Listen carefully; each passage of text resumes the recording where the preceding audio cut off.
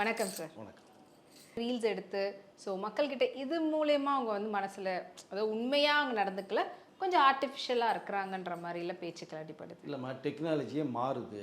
ரீல்ஸுங்கிறது இப்போல்லாம் சர்வ சாதாரணம். நீங்கள் ட்ரெயினில் போனீங்கன்னா ஃபோட்டோஸ் எடுத்து நான் இங்கேருந்து அதாவது என்ன சொல்ல ஜப்பான் போகிறேன், இங்கே போகிறேன், நீங்கள் ஏதோ ஒரு வீடியோ எடுத்து நீங்கள் போட்டிங்கன்னா ஃப்ளைட்டில் போகிறத போகிறீங்க, ட்ரெயினில் போகிறத போகிறீங்க, ஜப்பானில் ட்ரெயின் எப்படி நீ போடுங்களா போட மாட்டீங்களா போனால் அது தெரிஞ்சுக்கிறதுக்கான ஒரு விஷயங்கள் தான். பட் ரீல்ஸ் ஆச்சு இல்லை ரியல் ஆச்சு அந்த மேட்ரிக்கே இப்போ இடம் இல்லை. நீங்கள் ஒரு விஷயத்தை ஈஸியாக கொண்டு மக்கள்கிட்ட சேர்க்கறதுக்கு நீங்கள் இந்த டெக்னாலஜி உதவிகரமாக இருக்குது. ஈஸியாக போய் சேருது, மக்கள் பார்க்குறாங்க, புரிஞ்சுக்கிறாங்க. அதனால் நீங்கள் பழைய லைஃப் ஸ்டைலே நீங்கள் மாற்ற வேணாம். அப்போ பார்த்தோம்னா பழைய காலத்தில் 80s பெல் பாட்டம் பேட் போட்டாங்க, பேண்ட்டு. அதே கமல்ஹாசன் வரும்போது ஜீன்ஸ் பேண்ட்டு போட்டார். காலம் மாற மாற ஒரு ஸ்டைல் மாறுது இல்லையா? அதனுடைய பாதையாக தான் கொண்டு போகிறாங்க. இல்லை இதை நீங்கள் மாற்றவே முடியாது. இனியும் வரக்கூடிய ரீல்ஸ் போட தான் செய்வாங்க, எல்லா பேரும் போட தான் செய்வாங்க. சாதாரணமாக ஒரு டீ சாப்பிட்றவன் டீ குடிக்கிற எடுத்து போடுறான், அப்போ என்ன பண்ணுவீங்க? நீங்கள் அதை ஒரு விஷயத்தை மக்கள்கிட்ட கொண்டு சேர்க்கறதுக்காக இந்த இப்போ இருக்கிற தொழில்நுட்பம் பயன்படுது. பாட்டாளி மக்கள் கட்சி அன்புமணி ராமதாஸ் அவர்களுக்கு ஒரு அபிப்பிராயம், நல்ல அபிப்பிராயம் விஜய் அவர்கள் மேலே இருக்குது. ஏன்னா தனியாக வீடு தேடி ஒரு அரை மணி நேரம் தனியாக உட்கார்ந்து பேசப்பட்ட விஷயத்த சொன்னார். சிறப்பாக அவருடைய செயல்பாடுகள் இருக்குது. நம்ம சொன்னதெல்லாம் கேட்டுட்டாரு, கண்டிப்பாக பண்ணுறோங்கிற விஷயத்தை சொல்கிறாருங்கிறது அவருடைய கருத்து. வர்றாங்க வரலைங்கிறது ரெண்டாவது விஷயம். ஆனால் இங்கே என்னென்னா விசிக என்ன இருந்தாலும் 5 வருட ஆட்சி நடத்துறதுக்கு எங்களுடைய ஆதரவை நாங்கள் கண்டிப்பாக கொடுத்துட்டோம்.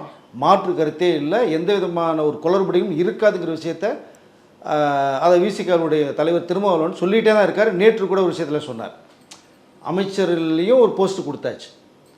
இப்போது இதுக்கு முன்னாடி இருந்த கூட்டணி மட்டுமே தான் இருந்தே தவிர எம்எல்ஏ இருந்தாங்களே தவிர வேறு எந்த பவராக இருந்ததா? ஆட்சியில் பங்கு அதே இடத்துல பங்கு இருந்ததா? இன்றைக்கி ஆதரவு கொடுத்தவரோட காங்கிரஸ் 67க்கு முன்பாக சட்டசபைக்குள்ளே அமைச்சராக இருந்தாங்க. இன்றைக்கி அமைச்சர் 59 வருடங்களுக்கு பிறகு காங்கிரஸ் அமைச்சர்கள் இடம்பெற்றிருக்கு. அவருடைய மிகப்பெரிய ஒரு பெரிய கனவாக இருக்குது. ஐயுஎம்எல் ஐயா காதல் மீதியா 60 வருடமாக கூட்டணியில் இருக்க நாங்கள் சட்டசபைக்கு எம்எல்ஏவாக தான் இருக்கோம், அமைச்சர்களுக்கு தெரியவே தெரியாது. இனி உட்காந்துருக்கோம். விசிகா 35-40 வருடங்களாக அரசியலில் ஒரு புது கூட்டணி ஆட்சி தத்துவத்தையே உருவாக்கணும். அவங்க தான் கூட்டணி ஆட்சி தான் வேணும்னு சொன்னாங்க, ஆனால் செயல்படுத்த முடியல. யாரும் உள்ளவர் கேட்டால் கூட்டணி ஆட்சியை மக்கள் விரும்ப மாட்டார்கள், அந்த பதில் தான் வந்துச்சு. ஏன் விரும்ப மாட்டாங்க? மக்கள் கேட்க போகிறாங்க கிடையாது, ஆனால் தர்றதுக்கு மனசு இல்லை யாருக்கும். ஆனால் இங்கே விஜய் அவர்கள் ஆரம்பத்திலே விக்ரவாண்டிலே சொன்னது ஆட்சியிலையும் பங்கு அதே பங்குன்னு சொன்னாங்க. அதை செயல்படுத்துகிற வரவங்களுக்கு ஆர்வத்தந்தவங்களுக்கு மரியாதை கொடுக்குறாங்க.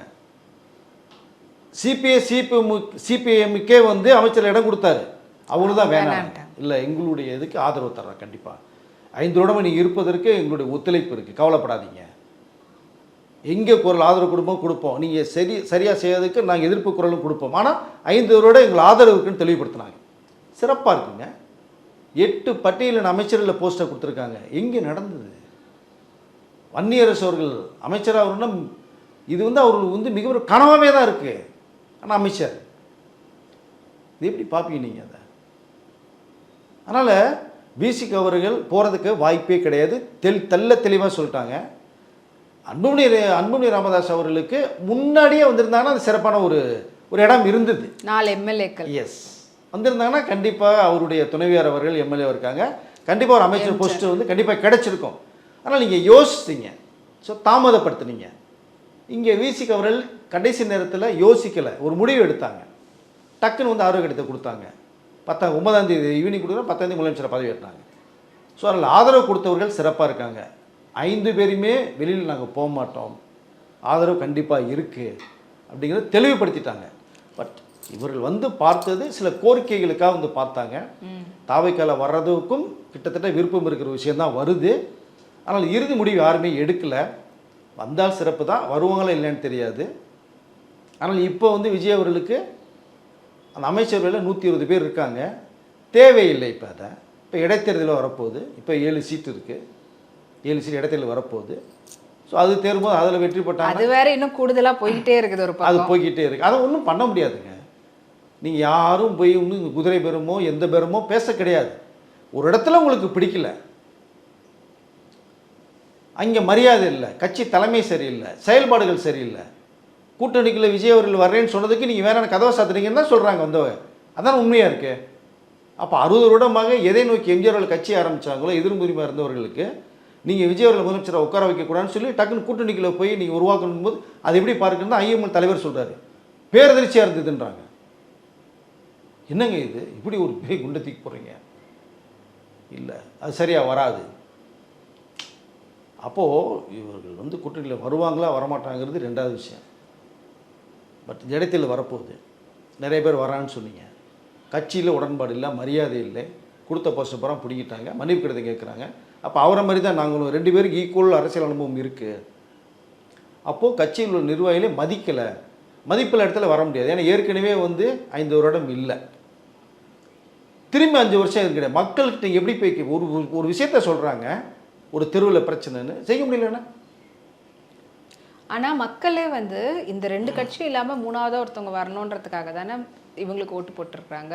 அப்படி இருக்கும்போது அந்த கட்சியில் இருக்கிறவங்களே மறுபடியும் பிரிஞ்சு இதில் வந்து சேர்ந்தாங்கன்னா அது யார் மேலே வெறுப்புன்றதை காட்டணுமோ அவங்களே இந்த கட்சியில் வந்திருக்காங்க, இவங்களே இடம் கொடுத்துருக்காங்கன்ற மாதிரி தானே இருக்கும். அவர் சொன்னதே 2 பேர் தான் போட்டின்னு சொன்னார். விஜய் அவர்கள் பிரச்சாரமே பார்த்தா டிவிகே டிஎம்கே மற்றும் பலர் தான் சொன்னார், லிஸ்ட்டில் யாருமே எடுக்கல. ஸோ அப்போ அவர்கள் வந்து நீங்கள் அதுக்கு முன்னாடியே வந்திருந்தாங்கன்னா கண்டிப்பாக ரிசீவ் பண்ணியிருப்பாங்க. நீங்கள் வரல, யாரும் கூட்டணிக்குள்ளே தாவைக்கா போகும்போது நீங்கள் வெளில போக சொல்லிட்டீங்க. அப்போது இவர்கள் கட்சியில் உடன்பாடு இல்லை அவங்களுக்கு. அவங்க போஸ்ட்டை மக்கள் கொடுத்த அந்த வெற்றியை மக்கள்கிட்ட திரும்பி சமர்ப்பிக்கிறாங்க. அவ்வளோதான் எடுத்துக்க முடியும். எங்களுக்கு அங்கே எதுவுமே இல்லை, செய்ய முடியாது, எதுவுமே உங்களுக்கு மரியாதை இல்லை. அப்படிங்கும்போது நம்மளுடைய தொகுதிக்கு ஏதாவது பண்ணணும், மக்களுக்கு செய்யணும் பண்ணோம்னா அது யோசிக்கிறாங்க, ரிசைன்மெண்ட்டு வர்றாங்க. நீங்கள் வந்தவர்களில் போய் நீ கதவை சத்திட்டு வர வேணான்னு சொல்ல முடியாது. வந்தவரெல்லாம் வாங்கன்னு சொல்கிறாங்க. அதனால் இதுக்கு பேர் வந்து ஹார்ஸ் ரைடிங்னு சொல்கிறாங்க இல்லையா. ஸோ குதிரை பேரம் கிடையாது. வைகோ அவர்கள், விஜய் அவர்களுடைய வயசு தான் வைகோ அவர்களுடைய அரசியல் அனுபவம். இப்போ அவர் என்ன சொல்கிறாரு, இப்போ ஊழலையும் லஞ்சத்தையும் ஒழிச்சிருக்காரு விஜய் அவர்கள். இந்த தைரியம் யாருக்குமே வரலையே, இப்படி ஒரு சிறந்த ஆட்சியை நாங்கள் பார்க்கல அப்படிங்கிறார். இப்போ அவருடைய அனுபவம் எத்தனை அனுபவம் உங்களுக்கு அதை. ஸோ அதனால் வருகிறவர்களே நீங்கள் ஒன்றும் தவிர்க்க முடியாது. கதவு திறந்துருக்கு. இது விஜய் அவர்களுடைய ஒரு படத்துக்கு பிரச்சனை வரும்போது கடம்பூர் ராஜ் அவர்கள் செய்தி தொடர்பு அமைச்சராக இருக்கும்போது அமைச்சர் சேரில் உட்காந்தனா எதிரில் ஒரு பிளாஸ்டிக் சேரில் தான் விஜய் அவர்கள் உட்காந்து பேசிட்டு வந்த சம்பவம் இருக்குது. அப்படியே திருப்பி போடுங்க. இன்றைக்கி விஜய் அவர்கள் தமிழக முதலமைச்சர் இருக்காங்க, கடம்பூர் ராஜ் அவர்கள் அங்கே இல்லாமல் தாவைக்கால வந்து இணைகிறாங்க. மரியாதை தரைப்படுது, மரியாதை கொடுத்து சேர்த்துக்கிறாங்க. எத்தனையோ முன்னாள் அமைச்சர்கள், முன்னாள் எம்எல்ஏக்கள், சிட்டிங் எம்எல்ஏ. இன்னும் நீங்கள் வந்து இவங்க யாரும் நீங்கள் வாங்கன்னு சொல்ல கிடையாது. இப்போ இவர்களுக்கு தேவையில்லை. 120 பேர் இப்போ கூட்டணியில் இருக்காங்க. இப்போ ஒரு புதிய கூட்டணி உருவாக போகுது. கூட்டணியிலேயே வர்றது மாதிரி தகவல் வந்தாச்சு. வரக்கூடிய 2029 நாடாளுமன்ற தேர்தலில் இந்த கூட்டணி பலமாக இருக்கும். நீங்கள் பாருங்கள், ஒரு பக்கம் விஜய் அவர்கள், இந்த பக்கம் திருமா, இந்த பக்கம் காங்கிரஸ், இந்த பக்கம் ஐஎம்எல், இந்த பக்கம் சிபிஐ சிபிஎம். அந்த கூட்டணி எப்படி இருக்கு பாருங்கள், ஃப்ரேம் பாருங்கள் எப்படி இருக்குன்னு. 2029 கலக்க போகிறாங்க. ஆனால் இப்போ நடக்கக்கூடிய நிறைய விழாக்களில் பேசக்கூடிய முன்னாள் முதலமைச்சராக இருக்கட்டும், இல்லை முன்னாள் துணை முதலமைச்சராக இருக்கட்டும், மக்களே இன்னும் 6 மாதத்துக்குள்ளே நாங்கள் எதுவும் பண்ண தேவையில்ல, மக்களே 6 மாதத்துக்குள்ளே ஆட்சியை வந்து கவிழ்த்துடுவாங்க அப்படின்ற மாதிரியான பேச்சுக்கள்லாம் அடிபடுது. மக்கள் ஒன்றுமே சொல்லலைங்க. அது மக்கள் வந்து ஆட்சி சிறப்பாக இருக்குன்னு தான் சொல்லிட்டு இருக்காங்க. எனக்கு தெரிஞ்ச வரைக்கும் மக்கள் இப்படி சொல்லதான் நான் கேட்கல. இல்லை, இப்போ வரைக்கும் வந்து 2 மாதம் ஆக போகுது, ஆக்கப்பூர்வமான எந்த ஒரு திட்டமும் அறிவிக்கலை அப்படின்றது குற்றச்சாட்டம் இருக்குது. எங்க 3 வருஷம் 60 வருடமாக ஒழிக்க முடியாத ஒரு விஷயத்த 60 நாளில் ஒழிச்சிருக்காங்க, லஞ்சத்தையும் ஊழலையும். இதை விட என்னங்க செய்யணும்? புதிய திட்டம், இதுவே புது திட்டம் தாங்க. இன்னும் வரக்கூடியவங்களாம் பண்ணுவாங்க, திட்டத்தை உருவாக்குவாங்க. நீங்கள் 2 மாதத்தில் எங்க 2 வருஷம் ஆட்சி செய்து பண்ணக்கூடிய ஒரு விஷயத்தை 2 மாதத்தில் பண்ணியிருக்காங்க. இது எப்படி சிறப்பாக பார்க்கப்படுது மக்கள் மத்தியில்? நீங்கள் மக்கள்கிட்ட போய் கேளுங்க. நம்மளாம் ஒரு விஷயத்தை சொல்லலாம், நம்ம கூட சொல்லலாம், மக்கள் இருக்கிறார். மக்கள்கிட்ட போய் கேட்டால் தான் தெரியும். மக்கள் இது விரும்புகிறாங்க, ஆட்சி சிறப்பாக இருக்குன்றாங்க, நாங்கள் என்ன எதிர்பார்த்தோமோ இருக்குன்றாங்க. வரட்டும், செய்யும் போது செய்யட்டும். 13,18,000 கோடிக்கு கடனில் இருக்குங்க தமிழக அரசு. 67,000 கோடிக்கு மேலே வந்து நீங்கள் வட்டியே கட்டுறது மாதிரி போகுது சூழ்நிலை. டாஸ்மாகில் 3,600 கோடி பார்ட்டி ஃபண்டு அது இதுன்னு சொல்லி பாட்டிலுக்கு 10 ரூபான்னு 3,600 கோடி போகுது. அரசு கஜானாக்கு வரணும், வரல. இந்த பாக்ஸில் 1,600 கோடி வருஷத்துக்கு அது வரணும், அது வரல. அப்போ ஒரு இடத்துக்கு 4500 ரூபா எங்கே போகுது? அது இப்போ கஜானாக்கு வருது. சிஎம்டியில் அப்ரூவ் வாங்கினா பார்ட்டி ஃபண்ட் 27 ரூபா ஒரு ஸ்கொயர் ஃபீட்டுக்கு. ஐரேசிங் பில்டிங்கு அது வச்சுங்க 10,000 ஸ்கொயர் ஃபீட் வீடுக்குன்னு என்னாச்சு லஞ்சம்? இது மாறி மாறி போகும். 27 ரூபா பார்ட்டி ஃபண்டு, மேற்கொண்டு 20 ரூபா வாங்கினப்பட்ட ஒரு தகவல் பிரிட்டிஷில் பேசும்போது சொல்கிறாங்க 50 ரூபா கொடுத்தேன் சார் ஒரு ஸ்கொயர் ஃபீட்டுக்கு. இன்றைக்கி இப்போ 10 பைசா செலவு இல்லை சார். அது கேட்கும்போது என்ன சொல்கிறாங்கன்னா, அரசு வந்தால் அப்படி தான் போடுவாங்க, நீங்கள் ஃபார்மாலிட்டி கொடுத்து தான் போகணுன்ற விஷயம் பிரிட்டிஷ் கன்ஃபியூஸ் ஆகிறாங்க. என்னங்க இப்படி சட்டம் வந்தாச்சு, லஞ்சத்தை கொடுக்கக்கூடாது, ஊழலுக்கு. இப்போ நீங்கள் திரும்பி அதே காசு கேட்குறீங்க. பில்டர்ஸ் சரி பரவாயில்ல, வழி இல்லை, சரி ஏதோ கவர்மெண்ட் வந்து சொல்கிறாங்க, பட் நாங்கள் டேபிள் மாறணும், இதெல்லாம் கொடுத்தா தான் மாறுன்றாங்க. இந்த தகவல் சிஎம் அவர்களுக்கு போது இன்னொரு ஜீவோ ஒன்று போடுறாங்க. எப்படி வருது? 28 நாளைக்குள்ளே ஃபஸ்ட்டு டே 1லேருந்து 7 நாளைக்குள்ளே நீங்கள் என்ன ரிசல்ட்டு கொடுத்துடணும், உங்களுக்கு பண்ண முடியல டவுட் இருந்தால் மேலதிகாரிட்ட கேட்டுங்கன்றாங்க. அப்படி ஒரு சிக்கல் வந்தது அப்படின்னா 28ஆவது நாள் நீங்கள் எஸ்ஸா நோவா, நோன்னு சொன்னால் என்ன காரணம், இல்லை அந்த வேலையை முடித்து கொடுத்துடணும். பில்டர்ஸ் ஹாப்பியாகிறாங்க. அப்போ ஓகேப்பா நீ 10 நாள் கொடுத்தாலும் பிரச்சனை இல்லை, 28ஆவது நாள் எங்களுக்கு வந்து ஓகே ஆர்டர் கையில் வருது. இது எப்படி ஒரு விஷயம் பார்க்குறது? இது புதுத்திட்டம் இல்லையா உங்களுக்கு? இன்னும் ஆனால் அதிகாரிகள் வாங்குறவங்க வாங்கிட்டு தான் இருக்கிறாங்க. அது வாங்கி வாங்கி பழக்கப்பட்டாச்சுங்க. கொஞ்சம் டைம் கொடுக்கணும், அவங்களும் டைம் கொடுக்கணும். நீங்கள் எல்லாத்தையுமே வாங்கி பழக்கப்பட்டதுனால அது புதுசாக ஒன்று வரும்போது கொஞ்சம் மாறணும் இல்லையா? அவர்களும் கொஞ்சம் டைம் கொடுப்போம். இப்போ நிறைய குறைஞ்சிருக்கு. ஏங்க லஞ்சத்தை கொடுக்குறவங்க வந்து ஆனால் வாங்குறவங்க மேலே ஏதாவது ஆக்ஷன் இல்லைங்க. நீங்கள் கேட்குறதுனால தான் அவங்க கொடுக்கப்படி சொல்லி தள்ளப்படுறாங்க. வாங்குறவங்க மேலே நீங்கள் 2 பேரும் சஸ்பெண்ட் செய்யப்பட்ட ஒரு விஷயம் உங்களுக்கு இருக்குது. இப்போ கூட பாட்டிலுக்கு 10 ரூபா வந்து கிட்டத்தட்ட வந்து ஒரு 200 பேர் ஏதோ நேற்று சஸ்பெண்ட் செய்யப்பட்ட விஷயம் இருக்குது. 717 கடையை மூடிருக்காங்க, 3000 பேர் வேலை மாற்றுக்கருத்து கொடுத்துட்டு இருக்காங்க. ஸோ நேற்று சஸ்பெண்ட் செய்யப்பட்டிருக்காங்க லேபர்ஸ் அதிகாரிகள். ஸோ இப்போ அது வந்து அப்படியே குறையுது.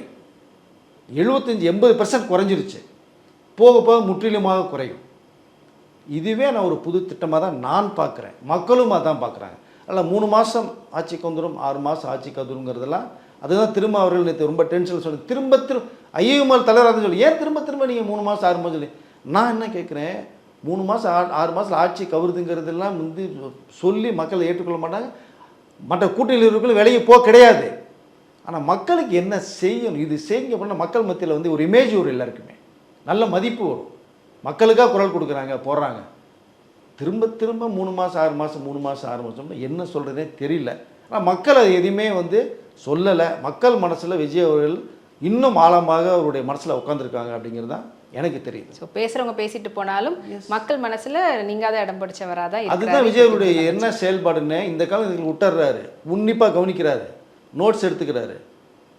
முதல்ல ஒரு கேள்வி கேட்டீங்க, மறுநாள் பார்ட்டி ஃபண்டை பற்றி பேசும்போது சட்டத்தில் எல்லாம் எந்திரிச்சு போயிட்டீங்க. உட்காந்தா தானே தெரியும் நீங்கள் கேட்ட கேள்விக்கு என்ன பதில் சொல்கிறாரு, தப்பாக சொல்கிறாரா சரியாக சொல்கிறாரு, திரும்பி நீங்கள் கேள்வி கேட்கலாம்.